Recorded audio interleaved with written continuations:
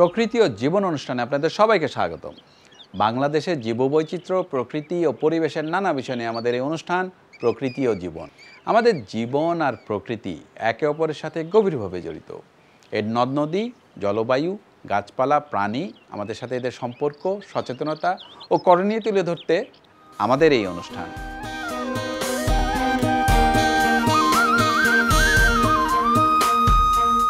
কবুতর ও ঘুঘু পাখি চেনেন না এমন মানুষ খুঁজে পাওয়াই কঠিন। আদিকাল থেকেই পোষা পাখি হিসাবে কবুতর ও ঘুঘুর জনপ্রিয়তা থাকলেও এরা মূলত বনের পাখি। বাংলাদেশের বনাঞ্চলেও বেশ কয়েক প্রজাতির কবুতর ও ঘুঘু রয়েছে।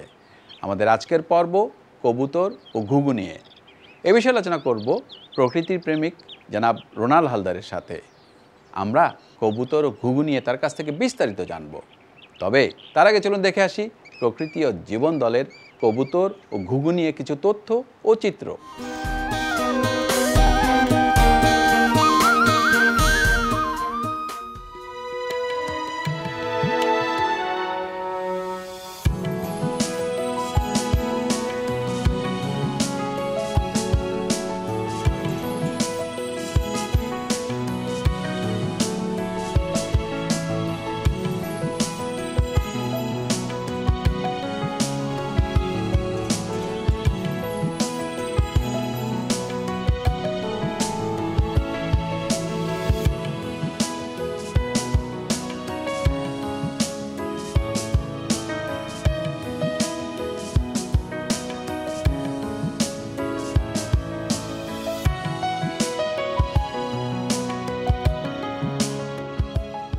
শান্তির বার্তাবাহক হিসেবে পরিচিত কবুতর ও শান্ত ঘুঘু পাখি সবার কাছেই বেশ পরিচিত। সুপ্রাচীন কাল থেকেই মানুষের পোষা পাখি হিসেবে কবুতর বা পায়রা গৃহে পালিত হচ্ছে।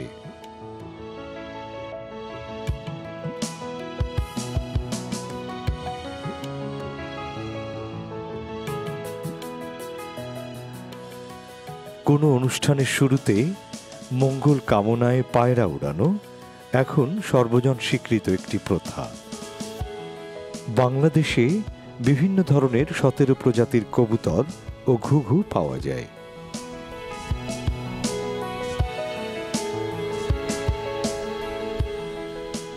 কবুতরদের মধ্যে সবচেয়ে সুলভ হল গোলা পায়রা বা জালালি কবুতর।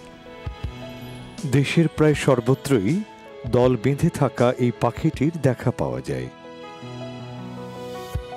আমাদের পোষা গৃহপালিত বিভিন্ন ধরনের কবুতর এই জালালি কবুতর থেকেই উদ্ভব হয়েছে বলে ধারণা করা হয়।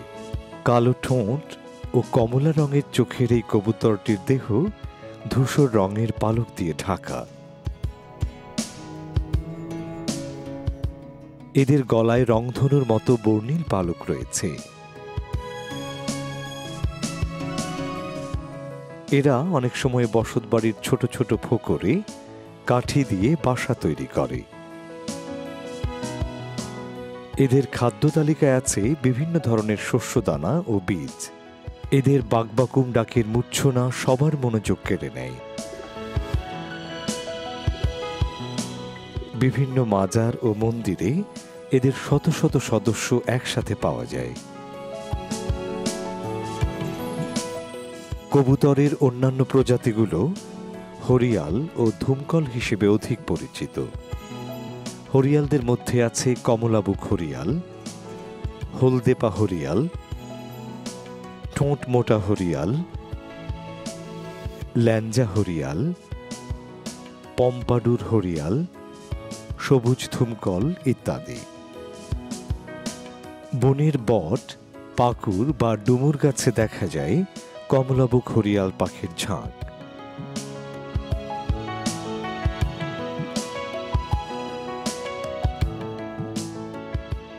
লাল পা আর কমলা বুকওয়ালা এই পাখিটির দেহ সবুজ রঙের পালক দিয়ে ঢাকা থাকে।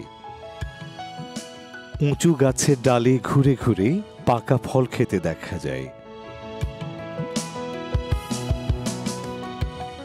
হলদে পা হরিয়ালও সবুজ রঙের কবুতর এবং এদের পা ও পায়ের পাতা উজ্জ্বল হলুদ রঙের। এদের মাথায় কিছুটা ধূসর ও ঘাড়ের চারদিকে জলপাই রঙের পালক থাকে। ফলজ বৃক্ষ, প্রধানত বটজাতীয় গাছে এরা দলে দলে বিচরণ করে ও খাদ্য সংগ্রহ করে।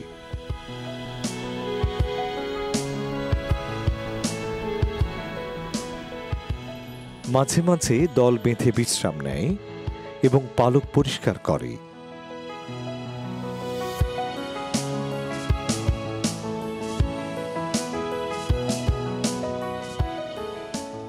আকর্ষণীয় চোখওয়ালা বৃক্ষচারী পাখি পম্পাডুর হরিয়াল। এরা দেখতে কলাপাতা সবুজ রঙের হলেও ছেলে পাখিদের পিঠ ও পাখা কিছুটা খয়েরি রঙের হয়। এরাও ডুমুর গাছ থেকে খাদ্য খায় এবং খাওয়া শেষ হলে পাখা ঝাপটে উড়ে যায়। অনেক সময় বিভিন্ন প্রজাতির হরিয়ালের ঝাঁক একসাথে বটগাছে এসে বসে এবং ঘুরে ঘুরে ফল খেতে দেখা যায়।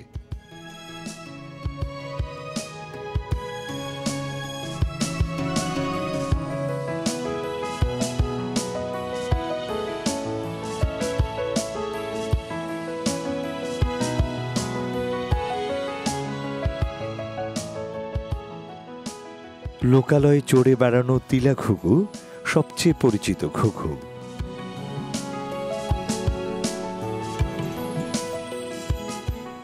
এদের কখনো গাছে, কখনো মাটিতে, আবার কখনো বা বৈদ্যুতিক তারের ওপর অন্যান্য পাখিদের সাথে বসে থাকতে দেখা যায়। তিলা ঘুঘু ধূসর বাদামি রঙের মাঝারি আকারের পাখি। এদের ঘাড়ের পিছনে সুস্পষ্ট সাদা কালো তিল রয়েছে, যা থেকে এদের নাম হয়েছে তিলা ঘুঘু। এদের লেজ ক্রমশ লম্বা হয়ে সরু আকার ধারণ করে। এরা জোড়ায় জোড়ায় বা দল বেঁধে বিচরণ করে। এরা প্রধানত শস্যদানা খায় এবং খাওয়া শেষে চুপচাপ বিশ্রাম নেয়। এদের মাঝে মাঝে ঠোঁট দিয়ে পাখা পরিষ্কার করতে দেখা যায়, সেই সাথে কোমল সুরে ডাকতে থাকে।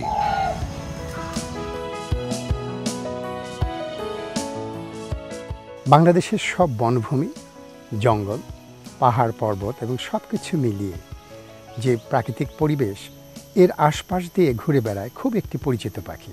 আমরা সবাই একে চিনি। এটাকে বলা হয় তিলা ঘুঘু বা চিতি ঘুঘু। এর সাথেই আরেকটি প্রজাতি আছে, এটা হলো পাটকেলে ঘুঘু। আরেকটা খুবই বড়, আমাদের সচরাচর দেখা যে ঘুঘুর প্রজাতি, তার মধ্যে সবচেয়ে বড় সেটা হলো ধবল ঘুঘু বা বড় ঘুঘু। এই তিনটি প্রজাতি 12 মাস আমাদের দেশে থাকে। আমাদের দেশেই তারা ঘর বাঁধে, কাটিকুটি দিয়ে ছোট্ট ডালের কোনো দুটি ডালের মাঝখানে একটি বাটি মতন, এবড়ো থেবড়ো বাটি মতন বাসা বানায় এবং সে বাসাতে 2টি করে ডিম পাড়ে, একদম সাদাতে ধপধপে সাদা 2টি ডিম পাড়ে।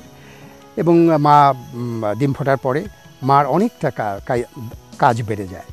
তাকে পিজন্স মিল্ক বলে। মায়ের ক্রপ থেকে একটা বিশেষ ধরনের তরল পদার্থ সে বের হয়ে আসে, যেটাতে যে শস্যদানা সে খায় সে শস্যদানাগুলো সাথে মিলে যায় এবং শস্যদানাগুলো নরম হয় এই ক্রপ মিল্কের কারণে।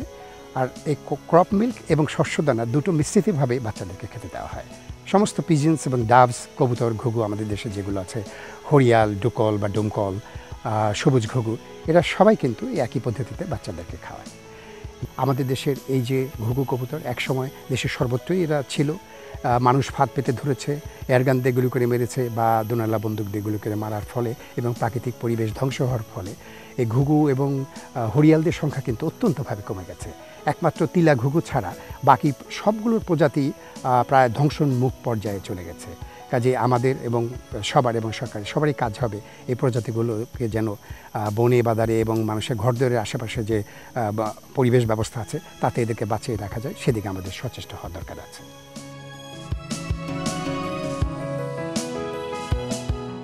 অন্যান্য ঘুঘুদের মধ্যে আছে ইউরেশীয় কণ্ঠী ঘুঘু, উদয় রাজঘুঘু, লাল রাজঘুঘু ও শ্যামা ঘুঘু। উদয় রাজঘুঘু বনো প্রান্তে খোলা জায়গাতে চড়ে বেড়ালেও শ্যামা ঘুঘুর দেখা পাওয়া যায় গভীর বনে। টকটকে লাল ঠোঁট ও গাঢ় সবুজ রঙের পাখাওয়ালা শ্যামা ঘুঘু সবার মন কেড়ে নেয়।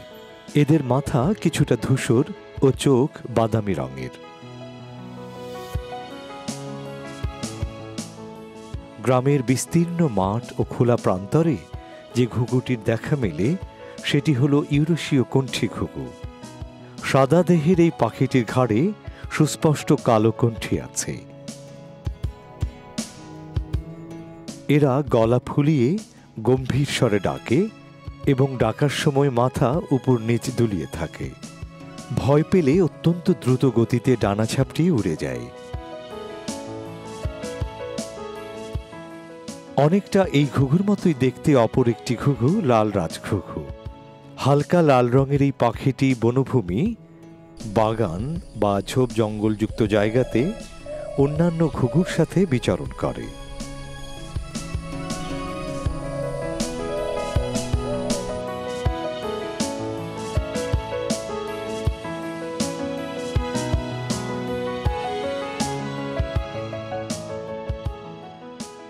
আমাদের দেশের কবুতর, হরিয়াল, ঘুঘু ইত্যাদি পাখিগুলো ফলভুক ও শস্যভুক হবার কারণে বীজের বিস্তারণে এদের ভূমিকা অপরিসীম।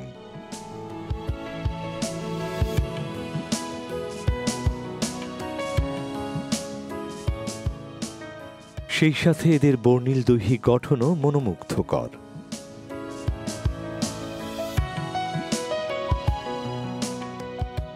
প্রতিবেশ ব্যবস্থার পাশাপাশি এদের অর্থনৈতিক গুরুত্ব কোনো অংশেই কম নয়। কিন্তু এদের মাংসের চাহিদার কারণে অবৈধ শিকারের ফলে প্রতিনিয়ত কমছে এদের সংখ্যা।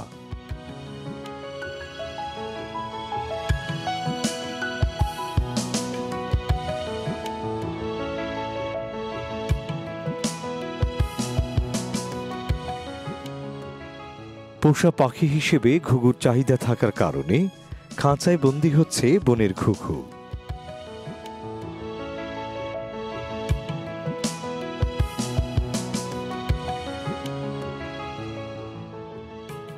মানুষের বিলাসিতার যোগান দিতে প্রাণ হারাচ্ছে এই সুন্দর পাখিগুলো।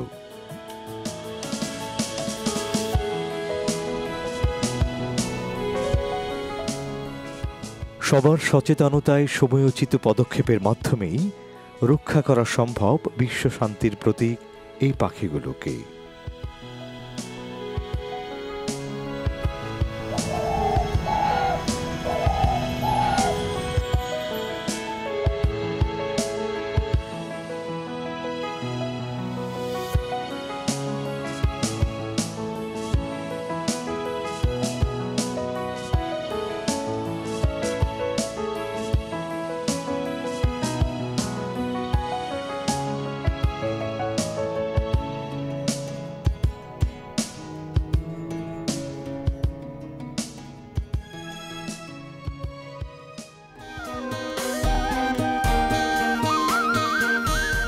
দর্শক মণ্ডলী, আমরা তখন দেখলাম কবুতর ও ঘুঘু নিয়ে বিস্তারিত প্রতিবেদন।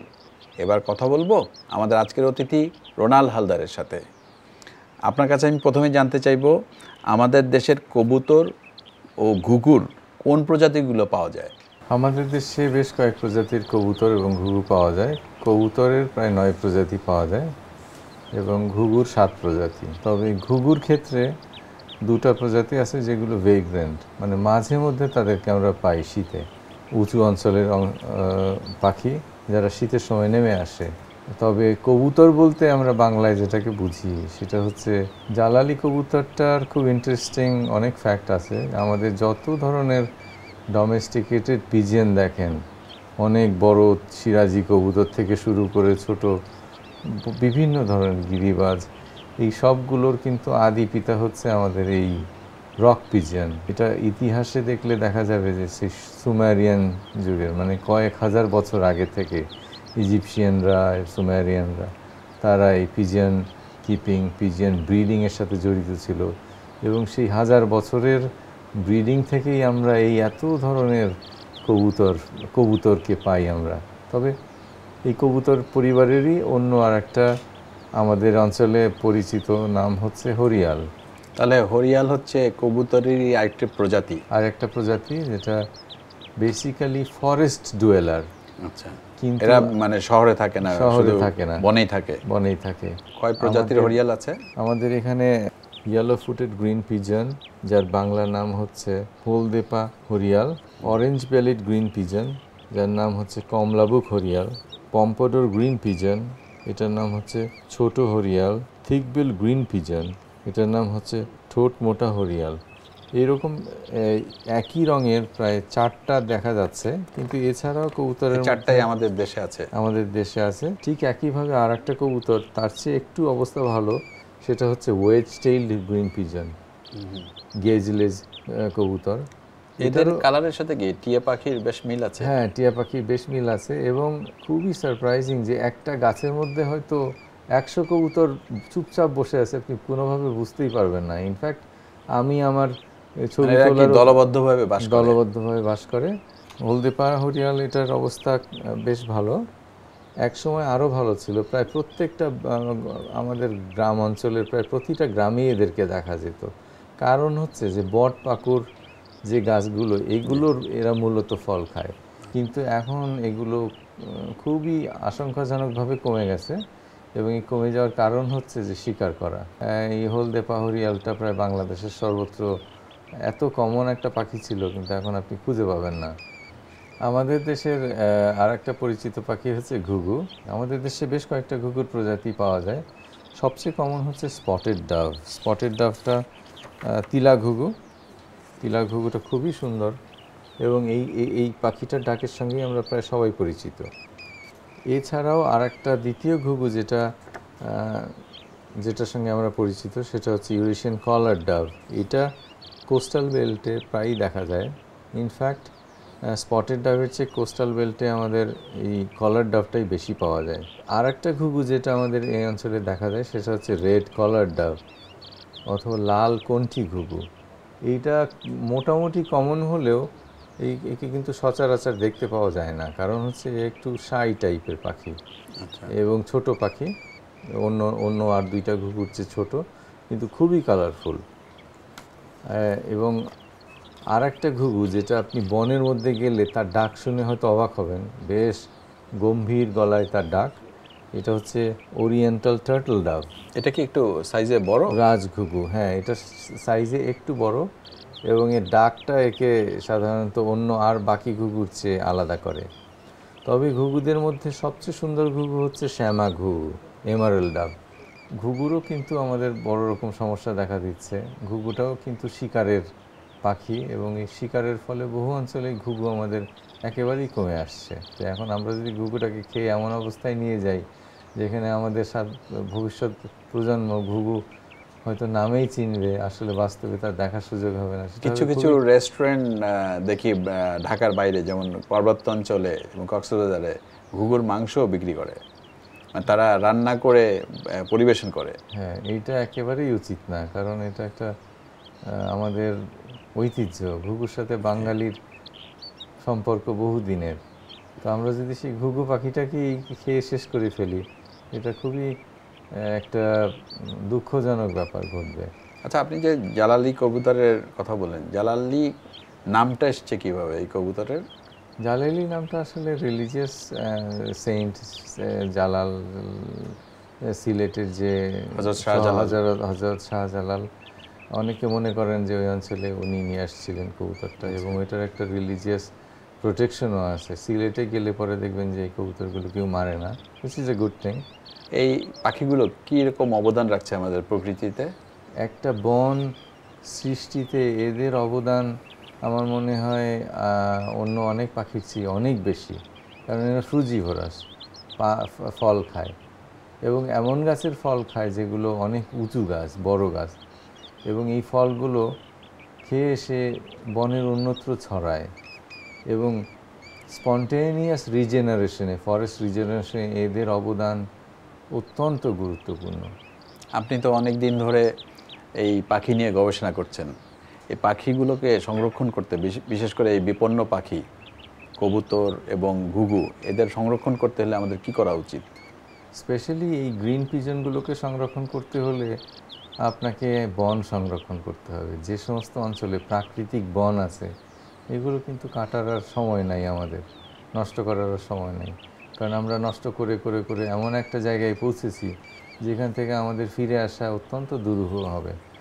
যে সমস্ত অঞ্চলে প্রিস্টিন ফরেস্ট ছিল, ধরেন আজ থেকে 20 বছর আগে, 30 বছর আগেও রিজনেবল অ্যামাউন্ট অফ ফরেস্ট ছিল, বড় বড় গাছ ছিল, সেই সমস্ত বন আর নাই।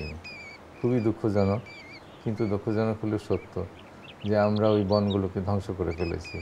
টিম্বার ভ্যালুটা আমাদের কাছে মোর ইম্পর্ট্যান্ট ছিল। ওই বড় গাছটাকে কেটে আমরা প্রসেস করতে পারলে যে টাকাটা আসবে ওইটার দিকেই আমরা খেয়াল করেছি, কিন্তু এটা কাটতে গিয়ে অথবা এই বনটা ধ্বংস করতে গিয়ে আমরা যে কি হারাচ্ছি সেটা আমরা রিয়েলাইজ করি নাই। আপনাকে অনেক ধন্যবাদ। খুবই পরিচিত দুটো পাখি নিয়ে আপনার কাছে অনেক কিছু জানতে পারলাম। আপনাকে ধন্যবাদ বাবু ভাই। দর্শক মণ্ডলী, প্রকৃতি ও জীবন অনুষ্ঠানের এবারে সেগমেন্টটি হচ্ছে আপনি জানেন কি। চলুন জানা যাক কবুতর ও ঘুঘু নিয়ে কিছু তথ্য। আপনি জানেন কি, একটি পূর্ণবয়স্ক কবুতরের দেহে প্রায় 10,000 পালক থাকে। রেসিং পিজিয়ন বা দৌড়বিদ কবুতর ঘন্টায় 60 থেকে 80 কিলোমিটার বেগে উঠতে সক্ষম এবং কোনো প্রকার বিশ্রাম না নিয়ে একটানা 16 ঘন্টা উঠতে পারে। প্রায় 3000 বছর পূর্বে মিশরীয় সভ্যতার সময় থেকে বার্তাবাহক হিসেবে কবুতরকে বিভিন্ন বার্তা আদান প্রদানের কাজে ব্যবহার করা হতো। রক পিজিয়ন বা জালালি কবুতর থেকে প্রায় 8000 বিভিন্ন ধরনের কবুতরের উদ্ভব হয়েছে। উত্তর আমেরিকার প্যাসেঞ্জার পিজিয়নের এক ঝাঁকে প্রায় 35 লক্ষ কবুতর একসাথে ভ্রমণ করত, যার সব সদস্যই এখন বিলুপ্ত। আমাদের এবারের সেগমেন্টটি হচ্ছে কুইজ। গত পর্বের কুইজটি ছিল বাঁশখালী ইকো পার্কটি বাংলাদেশের কোন জেলায় অবস্থিত? সঠিক উত্তরটি হল এ, চট্টগ্রাম। অনেকেই সঠিক উত্তর দিতে পেরেছেন, তবে লটারির মাধ্যমে নির্বাচিত সঠিক উত্তরদাতা হচ্ছেন Mohammad Tajul Islam, time keeper, Bangladesh railway, Akhaura, Brahmanbaria. অভিনন্দন আপনাকে। আই এক্সপ্রেসের মাধ্যমে আপনার ঠিকানায় পৌঁছে যাবে আকর্ষণীয় গিফট। এবারে জানিয়ে দিচ্ছি আজকের কুইজ। আমাদের আজকের কুইজ হচ্ছে জালালি কবুতর কি ধরনের খাবার খেয়ে থাকে? এ, পোকামাকড়, বি, শস্যদানা। সঠিক উত্তর জানিয়ে আগামী শুক্রবার বিকেল 5টার মধ্যে আমাদেরকে SMS করুন। SMS পাঠাতে আপনার মোবাইলের মেসেজ অপশনে গিয়ে টাইপ করুন POJ স্পেস A অথবা B স্পেস আপনার নাম, ঠিকানা ও পেশা এবং যে কোনো মোবাইল থেকে পাঠিয়ে দিন 6161 নম্বরে। মনে রাখবেন, যে কোনো 3টি পর্বে কেউ যদি বিজয়ী হতে পারেন তিনি পাবেন প্রকৃতি ও জীবন দলের সাথে 5 দিনের প্রকৃতি পর্যবেক্ষণের সুযোগ। অনুষ্ঠান সম্পর্কে আপনার মতামত জানাতে চিঠি লিখুন। প্রযোজক প্রকৃতি ও জীবন, GPO বক্স নাম্বার 964 অথবা ইমেইল করুন prokriti-o-jibon@gmail.com এই ঠিকানায়। শুধু দর্শক, কবুতর ও ঘুঘু পাখির কিছু কিছু প্রজাতি আজ হারিয়ে যেতে বসেছে। কিছু প্রজাতি বেশ দুর্লভও বটে। গভীর বনাঞ্চলের অভাব ও অবৈধ শিকার এই অবস্থার জন্য অনেকটাই দায়ী। কবুতর ও ঘুঘুর দুর্লভ প্রজাতিগুলো রক্ষা করার জন্য আমাদের দ্রুত পদক্ষেপ নিতে হবে। সুন্দর প্রকৃতিতে গড়ি সুস্থ জীবন, এই আশা নিয়ে শেষ করছি আজকের অনুষ্ঠান। আপনারা সবাই ভালো থাকুন, সুস্থ থাকুন।